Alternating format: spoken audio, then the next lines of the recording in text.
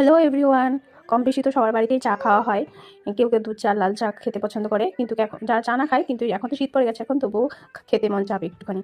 তো আমি দুধ চা বেশি পছন্দ করি না, লাল চাই পছন্দ করি। আমার বাড়িতে সবাই লাল চা খেয়ে আদা দিয়ে, আর এখন তো শীতকাল পড়েছে, লাল চা সব খেতে অনেক ভালো হয়, গলা ব্যথা কমে যায়, একটু ঠান্ডা ঠান্ডা ভাব কেটে যায়। তো জলটাকে অনেকক্ষণ ফোটাতে হবে। লাল চায়ে যত জাল হবে তত টেস্ট বাড়বে। অনেকক্ষণ ফোটানোর পরে আমি আদা দিয়েছি। আদা দেওয়ার পরে আদাটা একটু জাল করে তারপর গোলমরিচ দিয়েছি।